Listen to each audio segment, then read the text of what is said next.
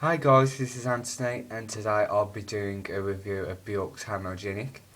And I thought, because today's Halloween Day, and this album is one of the most weirdest, probably creepiest albums I've ever heard, I thought it'd be absolutely perfect to review it on Halloween today.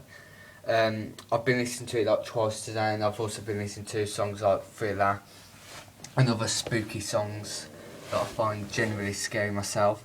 And yeah, it's an amazing album. This is a fourth studio album, but it's actually, in my case, her third album, because the first album she ever did was years and years back, and it's quite rare. This was released after the success of Post, like during the It's So Quiet, Army of Me era. I've already got a review of Post on my channel. Um, and basically, Post is my favourite Björk album of all time. And because during that time of Post, there was a stalker who had planned to, well, it sent a package to Björk's home, which was like an acid bomb. So when she would open it, it would either uh, disfigure her, disfigure her, or possibly kill her, which would have been just, absolutely tragic and terrible. And the stalker committed suicide live on camera after he sent the package. And it's a really, really dark story to, if you want to read about it. It's all on the internet. There's even videos of him and stuff.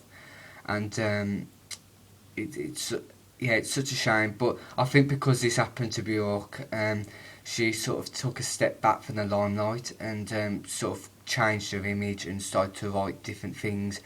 And that's how she came back with this album, Homogenic, which is a mixture of traditional Icelandic roots for musical instruments, because that's where she's from, Iceland, and also some electronic beats, very, very strange electronic beats, might I say, as well. And yeah, that's what basically this album is. I think it's one of the most angry and creepy and mysterious albums I've ever heard, but it's an absolute masterpiece. It's a definite 10 out of 10 for me.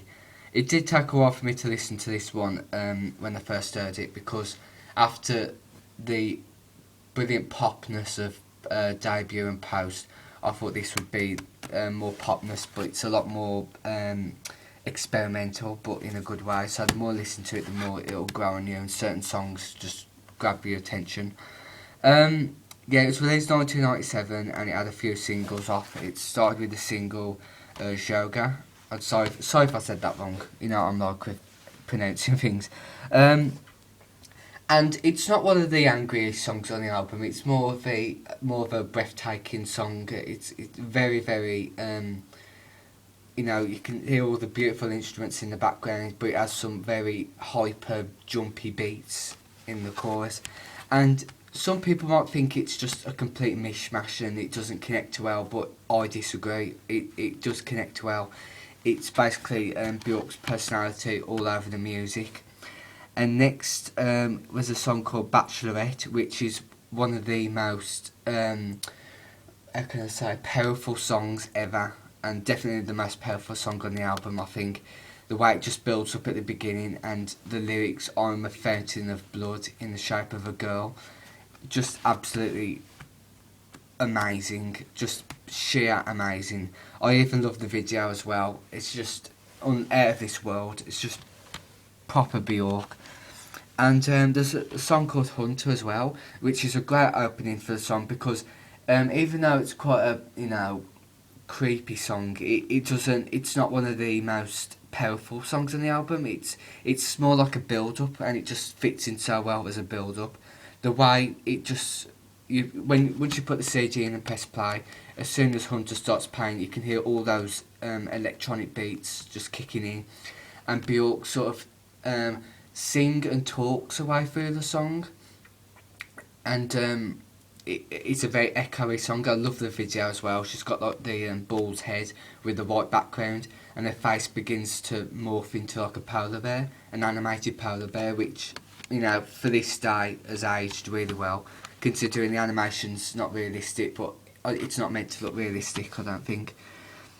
And because a lot of the songs merge together a bit, there's also a song called 5 Years, which as soon as it plays, it's just very, very dramatic the way it begins, and it's got some very big beats. And there's a song called Immature, which it doesn't have many beats in this song. It's more like a glowy song. It's a lot more smooth, I think, than the other songs, but it still has that very eeriness and mysteriousness like the other songs. And there's also a song called Alarm Call, which I think, in my opinion, is the most cheerful song on the album. Björk doesn't sound as sad or angry or emotional on this one, and the beats are a lot more up-tempo and more dancey, if I can say that.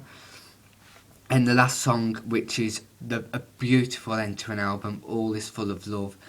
It's the most quiet and beautiful song on the album. It's just so slow, and Björk's voice just sounds like a complete angel on it. It's just a nice way to end an album. The way it begins with Hunter and jumps into the angriness, and then just ends on a very light note. If All This For Us started the album, it just wouldn't have worked. It really wouldn't have worked. But the way it ended, it's as if Björk's gone to hell and back. In my opinion, it's like a story. It's like a journey. This album, I absolutely adore it. I'm actually liking it a lot more now from when I first did it last year. This time last year, I think. I love the artwork, and I love all the singles as well, because each CD single's got beautiful artwork.